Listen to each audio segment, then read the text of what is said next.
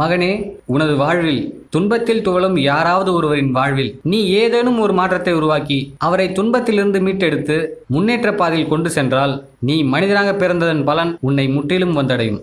Doctor A P J Abdul Kalam. வணக்கம், நான் மாரிமுத்து.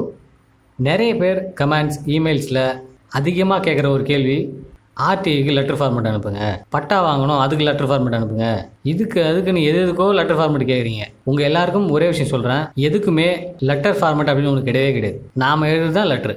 லெட்டர்ன்றது ஒரு கம்யூனிகேஷன். நீங்கள் யாருக்கோ எதையோ சொல்கிறீங்க, அது மூலிமா ஏதோ கேட்குறீங்க, அது அவங்களுக்கு புரிஞ்சால் போதும். அதே மாதிரி பெறுநர் அட்ரஸை கரெக்டாக போடணும். ஏன்னா நீங்கள் யாருக்கு லெட்டர் எழுதுறீங்களோ அவங்களுக்கே போய் லெட்டர் சேரலைன்னா நீங்கள் லெட்டர் எழுதவே வேஸ்ட்டு. அரசு சார்ந்த விஷயங்களுக்கு ரெண்டு லெட்டர் ஃபார்மேட் தான் இருக்குது. ஒன்று கோரிக்கை கேட்டு மனு அனுப்புறது, இன்னொன்று அந்த கோரிக்கை நடக்கலைன்னு சொல்லி புகார் மனு எழுதுறது.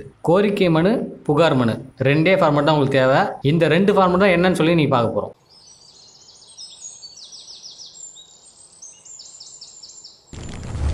முதல்ல கோரிக்கை மனு. அரசாங்கத்துக்கிட்ட எனக்கு இது இல்லை, இது எனக்கு வேணும் அப்படின்னு கேட்கறதுக்கு ஒரு லெட்டர் எழுதுறோம். அந்த லெட்டருக்கு பேர் கோரிக்கை மனு.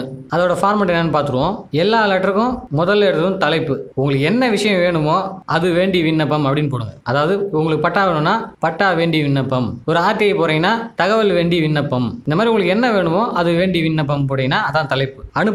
அனுப்புனர்ல உங்களுக்கு சந்தேகம் வந்துச்சுன்னா இந்த ஜென்மத்துக்கு நீங்கள் லெட்டரே எழுத முடியாது. ஏன்னா அனுப்புனர்ன்றது நீங்கள் தான். அதுலேயே உங்களுக்கு டவுட்னா என்னால் ஒன்றும் பண்ண முடியாது. என்னால் மட்டும் இல்லை, யாராலையுமே ஒன்றும் பண்ண முடியாது. உங்கள் பேர், உங்க முகவரி போட போறீங்க. ஸோ இதில் டவுட் இல்லைன்னு நினைக்கிறேன் யாருக்கும். பெறுநர், இந்த இடத்துல தான் எல்லாருக்குமே டவுட்டு.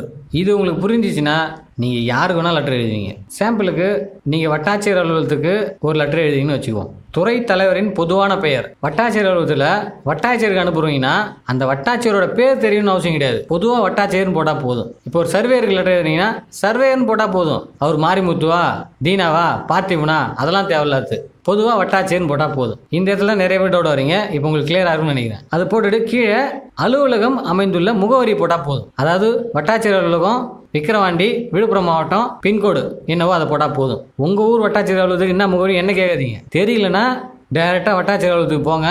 அங்கே பெருசாக போர்டு இருக்கும், அதில் அட்ரஸ் இருக்கும். அப்படியே எழுதின்னு வந்து லெட்டரில் எழுதுங்க. அடுத்து பொருள்.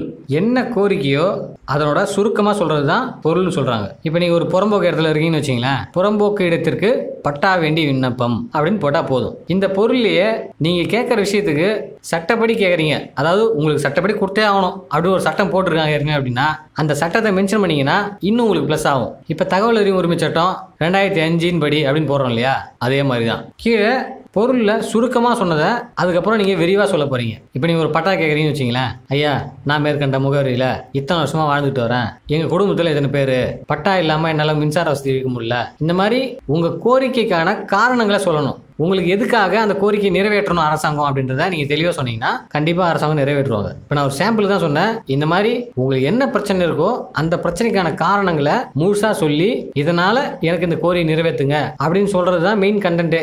ஸோ விஷயத்தை சொல்லியாச்சு. அதுக்கப்புறம் என்ன, இப்போ நம்ம யாராவது பார்த்து பேசினுக்கிறோம், வணக்கங்க போய் வரங்கன்னு சொல்கிறோம் இல்லையா, அந்த மாதிரி நன்றி அப்படின்னு போட்டு கீழே தேதி போடணும். எதுக்குன்னா நீங்கள் என்னைக்கு இந்த லெட்டர் அனுப்பிச்சிங்கன்னு ஒரு ப்ரூஃப். அது எங்கேருந்து அனுப்புறீங்க, இடம். ரைட் சைடில் தங்கள் உண்மை இல்லைன்னு போடுறோம். தங்கள் உண்மை இல்லைன்னு என்ன அர்த்தம்னா, நான் மேலே சொன்ன விஷயங்கள்லாம் என் அறிவு கேட்டின வரைக்கும் சரியானவை, நீங்கள் அதை நம்பி நடவடிக்கை எடுக்கலாம் அப்படின்றதுக்கு நான் உறுதியளிக்கிறேன் அப்படின்றத கையெழுத்து போடுறீங்க. அவ்வளோதாங்க கோரிக்கை மனு. அடுத்து புகார் மனு எப்படி எழுதுன்னு பார்க்கலாம். புகார் மனு ஏன் போடுறோம், ஒரு விஷயம் கேட்டு நீங்கள் ஒரு மனு போட்டிருப்பீங்க ஆல்ரெடி, அது நடக்கலை அப்படின்றதுக்கு இன்னொரு மனு போடுவீங்க. நான் இந்த மாதிரி ஒரு மனு அனுப்பிச்சிருந்தேன், அதுக்கான நடவடிக்கை எடுக்கலை அப்படின்னு ஏற்கனவே ஒருத்தவங்களுக்கு மனு போட்டிருப்பீங்க இல்லையா, அவரோட பாஸுக்கு போடுவீங்க. இங்கே பாருங்க, உங்களுக்கு கீழே இருக்க வேலை செய்யலை, நான் அனுப்பி இத்தனை நாள் ஆச்சு அப்படின்னு சொல்லி ஒரு லெட்டர் அனுப்புவீங்க இல்லையா, அதுக்கு பேர் புகார் மனு. அது ஃபார்மேட் என்னன்னு பார்த்துருவோம். எல்லாத்துக்குமே எடுத்ததும் தலைப்பு போடுறோம். ஏன் அப்படின்னா அது எதை பற்றின லெட்டர்னு ஒரு ஐடியா கிடைச்சிடும். இங்கேவே தலைப்பு என்ன நடக்கவில்லையோ அது குறித்து புகார் மனு அப்படின்னு போடணும். இப்போ உங்களுக்கு பட்டா வேணுமா, பட்டா வேண்டி புகார் மனு. அனுப்புனர் உங்கள் பேர், முகவரி. பெறுநர், இந்த இடம் நீங்கள் நல்லா கவனிக்கணும். கோரிக்கை மனு கேட்டு யாருக்கு பெறுநர் போட்டிங்களோ அவங்களுக்கே திரும்பவும் போடக்கூடாது. ஏன்னா அவர் தான் வேலை செய்யலை, அவரே வேலை செய்யலன்னு அவர்கிட்டே போய் சொல்லுவீங்களா, அதனால் அவருக்கு மேலே இருக்கிற அதிகாரி நீங்கள் புகார் மனு கொடுக்கணும். மேல்முறையீட்டு அலுவலர் துறை தலைவரின் பொதுவான பெயர். அதாவது இப்போ கலெக்டர் ஆஃபீஸ் புகார் பண்ண அனுப்புறீங்கன்னு வச்சிங்களேன், கலெக்டர் ஆஃபீஸில் யார் இருப்பாங்க? மாவட்ட ஆட்சியர் தான் இருப்பார். மாவட்ட ஆட்சியர்னு போட்டால் போதும். ஸ்பெசிஃபிக்காக அவரோட பேரை மென்ஷன் பண்ணி போகணும்னு அவசியம் கிடையாது. அவசியம் இல்லை. ஆனால் உங்கள் டிஸ்ட்ரிக்டில் இருக்கிற கலெக்டர் பேரே உங்களுக்கு தெரியல அப்படின்னா நீங்கள் என்ன அப்டேட்டில் இருக்கீங்கன்னு அர்த்தம்.